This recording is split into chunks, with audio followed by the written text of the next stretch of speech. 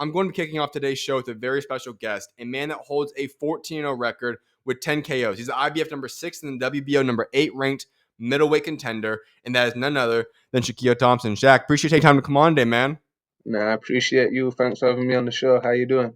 I'm doing great, man. I appreciate you taking time to come on today. So, first things first, I know you were going to have a fight scheduled a little bit ago. Obviously, stuff happened there. You finally got one locked in. You're about a little bit under 2 weeks out now, September 27th.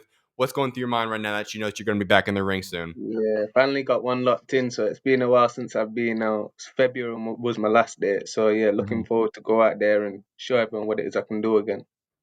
I'm curious about the overall game plan for yourself because when you talk about this, as a boxer, you want to stay active. We just talked about the fact that you had a fight scheduled. Obviously, stuff happened there. Couldn't make that fight happen. So when you're in this limbo, you want to get back in the ring, you're ready to go, but things just don't happen. How do you approach that? How do you deal with those type of situations? It's hard. It's hard to be honest because, like you said, as a boxer, you always want to be active. But yeah, I'm just gonna go in there, do what it is I can do, and show everyone some real boxing skills and get another knockout. I think I'm on 5 knockouts on the bounce. Mm-hmm. So yeah, just looking to do that once again. All right, so let's go into this. September 27th. What do you want to take away from this overall fight? When you talk about getting in that ring, what do you want to accomplish? What do you want to get done? What's the statements you want to make? Like, what's everything that you want to accomplish for September 27th to be a successful night for yourself? Well, I'm just gonna go in there, do what it is I can do, and what I'm gonna accomplish from it. I just want to get rid of some ring rust. To be honest, I might not even have any ring rust because I'm always in the gym all year round. But yeah, just go in there, keep active, and big fight news coming for December. So yeah, keep a lookout for that. All right, well, let's hop into that a little bit right now because as I just talked about in the beginning when I introed you in, you are currently top 10 ranked by two of the commissions, IBF and the WBO right now. Obviously, we know, you are one of the top guys, top contenders in the middleweight division. What do you want to get out of this? Obviously, I know you don't want to look past your upcoming opponent, but let's say you take care of business as you probably will on September 27th. Where do you go from here? What's the goals? What's the game plans? What do you want to do when you get back in the ring after September 27th? Like I said, hopefully I got a big fight in December. I think that's going to be for the final eliminator for the British. I've had two big names pull out of the final eliminator, Tyler Denner and Brad Pauls, who are creditable opponents. But yeah, after this February, December, get another date. And yeah, after that, like I said, my world ranking will shoot up. And hopefully, you never know, you're one call away from getting that world title shot. So yeah, just waiting. All right, so if you were to outline the next year for yourself, all the goals that you have, obviously, I know some guys prefer to go the domestic route for as long as possible, defend the British title, whatever it is. You just said you want to possibly go for that world championship. When you Mm. talk about the next year game plan for yourself, what are your goals? What do you want to accomplish in terms of accolades, accomplishments, fights? Like, what do you want to get done for the next 365 days to be a successful year for yourself? For one, just stay as active as I can. Two, I'm wanting to win that British title, which I know I'm going to win. Once I've got that, you can either defend it 3 times to keep it outright, or you can move on. With me having the two world rankings, I'll most likely move on. Gotcha. Probably go down the European route and then go down the world route. Oh, So yeah, in the next year, definitely British champion. Hopefully, get the European title on the way. And you never know. With me having the two world rankings, you're one call away from getting that shot. So yeah, hopefully we'll get a call. all right, so let me put you in a hypothetical position. You're Yeah, going through this opportunity. You have the British Eliminator. Let's say even you win the British title. If the call comes for World Championship, do you ditch the opportunity to go for the European and just go straight for the World Championship, or what would you choose? to be honest, I'll go down whatever route my team decide me to go down. To be honest, I'm a fighter. I'll fight anyone. So if a world championship opportunity comes and the money is very very nice, we're gonna go down that route. All right. But yeah, whatever route my team decide is the best route for me to go down is what I'll go down. I trust them with all of my well beings. To be honest, so yeah. All right. So, if is this the hypothetical game plan for yourself? Then you win obviously September 27th. You go into December, hopefully get the eliminator. Then you fight for the British title in 2026, European, and then after that, try to go after World Championship. That's it. All right. So yeah, go down them routes, and get the world title strap on the way. All right. Well, I want to ask about some domestic fights because I know there's a lot of interesting domestic fights you could make out there, whether that ends up being for the European or even just to build your name up and get you ready for a world championship. Those names include guy like Denzel Bentley, obviously, is in the mix right now. You have Aaron McKenna is obviously in the mix. You have other good guys. And I know Aaron McKenna, you guys were scheduled a couple years ago to fight as well. But when you look at some of these guys, are any of these fights that intrigue you, or these fights that you would want to have happen, or are there any guys that you really care about fighting? I'll fight any single person, to be honest. I'm not really bothered. So whatever name comes up in the mix, I'll fight him. Denzel Bentley's one above me in the British ranking. I'll fight him. Aaron McKenna, like you said, he's one. I'll fight him. So whoever comes in the mix and whatever opportunity sort of makes sense, I'll go down that route. I'm not really bothered who it is, where Okay. it is, or what time it's at. Let's get it cracking. So would you say you more so prefer the belts, the accolades, as opposed to the names, or are there really just an opportunity where you say, okay, if you have the belt, if you have the ranking, that's all I'm really caring about? Yeah, if it makes sense and the opportunity is the route that me and my team want to go down, I'm gonna do it. I'm gonna do it. If they've got a higher ranking than me and it's gonna benefit me in my career in a better way, yeah, it's definitely something I'm wanting to do because I'm wanting to climb the ladder as much as they are. So, yeah, Right. All right. Well, I have a couple other things I want to ask about future game plans for yourself. Obviously, beyond middleweight, we know it's an interesting weight class right now. There's been a lot of stagnant stuff going on, especially with the champions right now. Obviously, we have yeah. Janibek Adamas. I think everybody's just been wondering why wouldn't they just make the unification happen? But you have those two guys. Then you have Laura, who's obviously older, getting a little bit past his prime in that aspect. Is there one of these champions when you look at the over a year? I know you talked about that kind of game plan earlier. When you get to that position, you're ready for a world championship. Is there one of those guys that you're kind of angling for that you would prefer to go out there and fight? Any single one of them. All Any right, one of them. Yeah. And there's no sort of, I want to fight him because it's easy. I want to fight him. I want to fight any one of them. Hannibek's got the most belts, I believe. He's got two of the correct. world championships. So Yep. let's go down with him. Do you know what I mean? If I got a world title shot with him, then it's a unification fight, I believe. Or so yeah, let's whatever, any one of them. Whoever's got a world title shot, they're the people I'm chasing. All right. I want to ask about Janibek because now I don't know if this is true or not, but I saw rumors circulating. I think it was back in about March's time span that you guys were in negotiations to some extent, at least to fight him. Is that Yeah. accurate? It was accurate, yeah. So we Okay. did get an opportunity to fight him, but the money situation, yeah, the money situation wasn't well.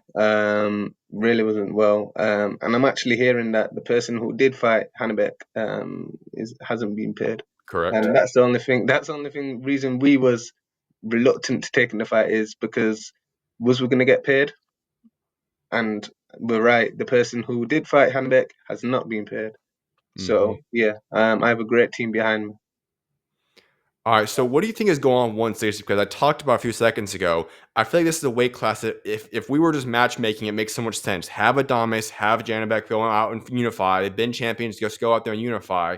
It's not happening. They go back and forth constantly on X. They just don't make it happen. From your overall, the boxing business aspect. What do you think is going on right there, and why won't they make this unification happen? Well, honestly, I don't know whether it's the promotion side of things or what. What I have no idea. I don't know what's making the champions not fight each other. Why everything's so stagnant at the minute.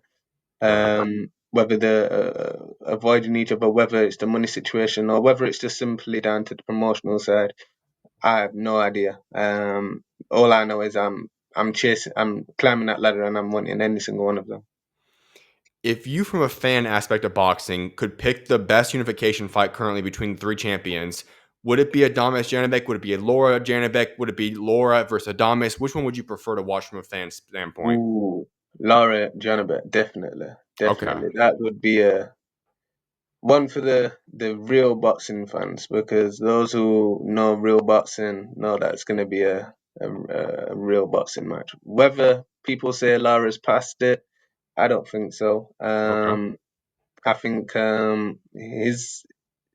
he's still got his skill. He's actually getting more knockouts now than what he were previously. I think, true. yeah. So, um, yeah, Lara Hannibek definitely.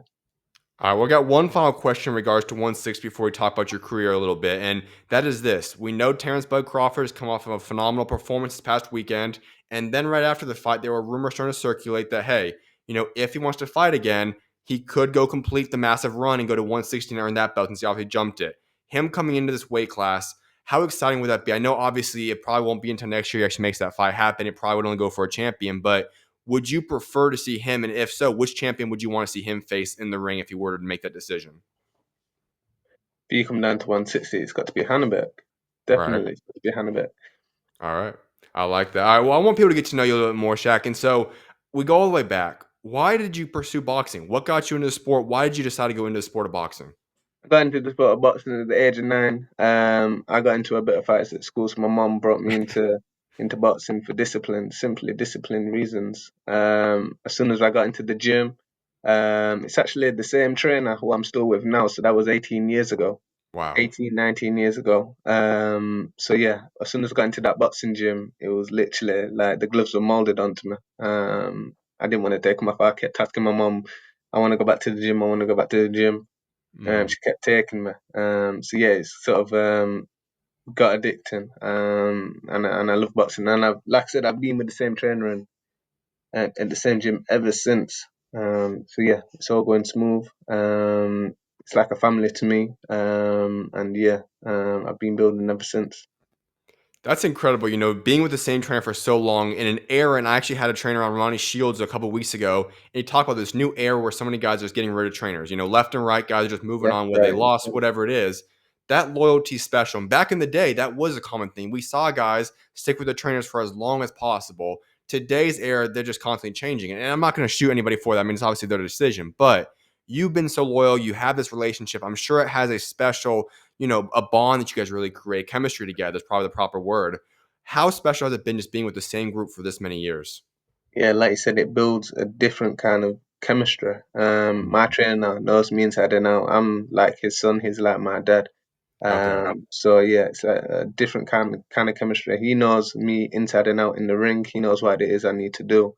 Mhm. Like you said, not shooting anyone in the foot for switching trainers, but when they do switch trainers, how well does their trainer actually know them? When they're in a tough fight, how Mhm. does their trainer know when to pull them out, when to what to tell them what to do, etc., etc.? They don't really, do they? Or when they get offered a fight, do you know what I mean? Stuff like Right. that.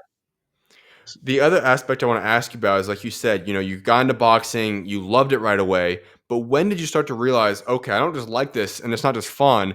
I actually have a chance of being pretty good. I can go out there and be a top 10 contender in the world. When did you realize you actually have a future in this sport? So my first fight, it was a skills bout. I actually stopped it, which no one stops skills bouts. Mhm. Skills bouts always end up in both of you win, but the referee the referee pulled it. And after that, everyone was like, "Yeah, you're a dark horse. You can be something special in this." Um, and then early on in my career, I was probably about 8 fights in, I was beating people with 30 odd fights, 40 odd fights, who had 4 times more experience than me. And that's when I knew that, yeah, this is probably for me. Let me keep it going. Let me keep it going. Um, so yeah, ever since then, I've just been grafting non-stop. I'm one person who sticks in the gym. I don't leave the gym whatsoever. So even after fights, Monday I'm back in the gym. Yeah, Mm. intensity drops, but there's always things to work on, and I'm addicted to learning and working on my craft. I love that because there are a lot of guys. Once again, it's up to each guy. Everybody knows their bodies differently, but some guys will say, "Okay, once a fight's done, I'm gonna make sure I'm taking off X amount of time. I'm gonna get out of shape. Gonna add Yeah, quite a few pounds on." Obviously, for yourself, like you said, you want to get right back into the ring. That's not necessarily. I'm sure you take vacations here and there, but still, overall, it's pretty much always work mindset. You're always staying ready, so you don't have to get ready. Why is it the game plan exactly. you chose? Why do you want to go that route? I want to go down that route because I think people who say that they want to take 2 weeks off, 3 weeks off, some people even take the months off. Yep. I think it's just an excuse, to be honest, just to have some downtime. You can have downtime and lower the intensity. That's what I do. Mm. You can never ever learn too much in what you're doing. And after a fight, you're still sharp. You're still mentally there. And that's when you're gonna learn the most. Keep your body right, keep your mind right. It's something I believe in.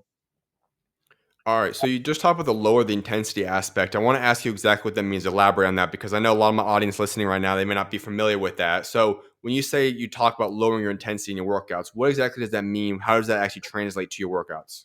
So, for example, right now we'll probably do hit the bags for 12, 15 rounds. After the fight, you can drop that down to 6, 8, slower Got it. the intensity. You'll probably be throwing certain amount of punches per round, just lower the intensity. Okay. When you're doing S&C, you'll probably be pumping all these big heavy weights, just lower it. That's what I Gotcha. mean by lower the intensity. Running wise, you'll probably be running up the hills all these miles, lower it. Sprint wise, you probably don't even need to do sprints. That's what I mean by lower the intensity. But one thing you can always do is learn. You can always go in the gym, shadow box, and work on things, especially from your last fight. Watch it, l- write down some notes on what it is you could have done better, and work on it in the gym. Absolutely. All right, well, I got another question for you, Shaq, and that is the nickname Dr. Steele. How'd that Yeah. come to be? Why'd you get the nickname? Give us a story behind that. So it was actually before my pro debut. Was everyone was like, what should your name be? What should your name be? And then Hmm. someone just said Doctor Steele. I'm from Sheffield, so that it's known for steel. Right. And I'm a very smart boxer in the ring. I like to use my brain. That's what doctors do. Hmm. So someone come with the name Doctor Steele. So yeah, just gone with that ever since. I love it. All right, so you turn pro. 2018 is the exact year you do that. You're 21 years old at that point in time.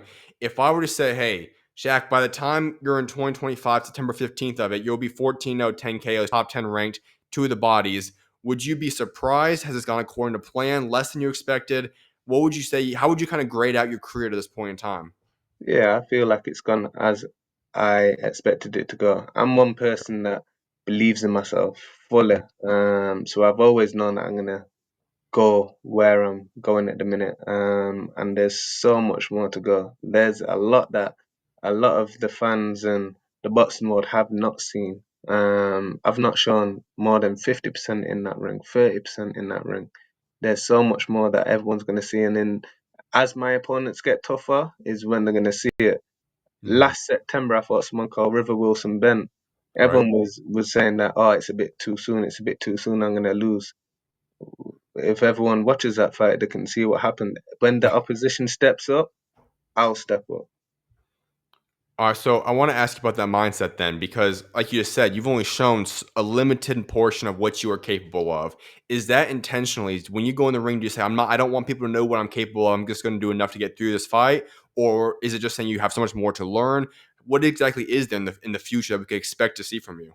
No, it's not even I've got some. Well, you've always got so much to learn. It's just that the level of my position, the better opposition I fight, is the better I fight, and it's always Mhm. been that way Okay. since the amateurs.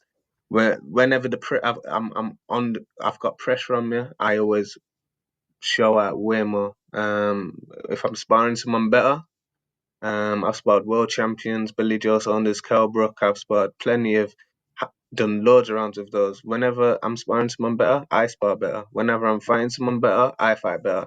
So Mhm. yeah, I just can't wait for the opposition to step up so everyone can see what I can really do.